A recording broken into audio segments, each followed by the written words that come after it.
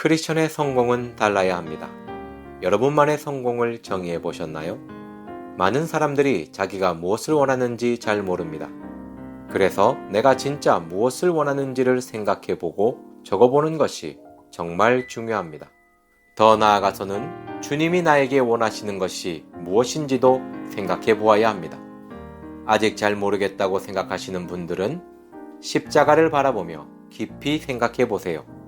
삭개오처럼 예수님과 만남이 이루어지면 자신이 나아가야 할 방향을 발견하게 됩니다. 성령님께 도와달라고 기도하세요. 성령님은 우리의 연약한 부분을 도와주십니다. 생각나게 해달라고, 발견하게 해달라고 구하면 응답하여 주십니다. 크리스천 마인드 파워 3일차 함께하고 계십니다. 하나님의 섭리. 지금 나의 모습은 내 생각의 결과다. 보이지 않는 하나님의 섭리다. 내 생각에 따라 선한 보응을 받기도 하고 재앙을 받기도 한다.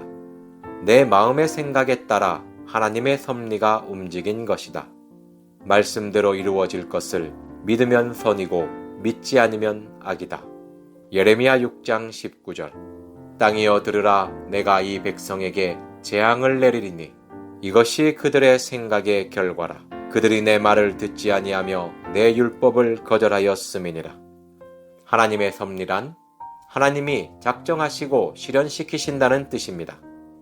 참새가 땅에 떨어지는 것과 그것이 얼마에 팔리는 것까지 하나님의 허락이 없이는 이루어지는 것이 없습니다. 모든 것이 하나님의 뜻 가운데 움직입니다. 예레미야 6장 19절 말씀에는 각자의 생각에 따라 결과가 달라집니다. 생각에 따라 재앙을 받기도 하고 복을 받기도 합니다. 여기서 놀라운 사실을 발견할 수 있습니다. 내 생각에 따라 하나님의 섭리가 움직인다는 것입니다. 십자가를 바라보는 자의 생각에는 선한 보응이 따라오고 그렇지 못한 자의 생각에는 재앙이 따라옵니다. 내가 어떻게 생각하느냐에 따라 하나님의 섭리가 움직인 것입니다. 그러므로 지금 내 모습은 내 생각의 결과입니다. 십자가를 바라보며 내가 할 수 있다고 생각하였으면 도전하였을 것이고 도전하였으면 지금 나의 삶은 달라졌을 것입니다. 그리고 끝까지 포기하지 않았다면 이루었을 것입니다. 12정탐꾼 중에 갈렙이라는 사람이 나옵니다. 갈렙은 온전한 마음으로 하나님을 따랐던 사람입니다. 민수기 14장 24절. 그러나 내 종 갈렙은 그 마음이 그들과 달라서 나를 온전히 따랐은즉 그가 갔던 땅으로 내가 그를 인도하여 들리리니 그 자손이 그 땅을 차지하리라. 가나안 땅을 정탐한 12명이 돌아왔습니다. 그들 중 대다수는 가나안 땅을 정복할 수 없다고 말하며 백성을 선동해서 새로운 지도자를 세워 애굽으로 돌아가자고 했습니다. 그러자 갈렙은 옷을 찢고 두려워 말라, 주님의 약속을 의심하지 말라, 여호와께서 이 땅을 우리에게 주실 것이라며 백성들을 설득합니다. 갈렙의 말을 들은 백성들은 돌을 들어 갈렙을 치려고 하였습니다. 하나님의 약속의 말씀을 믿지 않는 자들은 할 수 없다고 말합니다. 하지만 하나님의 약속의 말씀을 믿은 갈렙은 할 수 있다고 말합니다.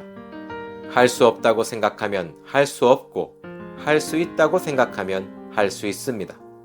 두려움 가운데 할 수 없다고 포기한 사람들은 아무도 가나안 땅에 들어가지 못했습니다.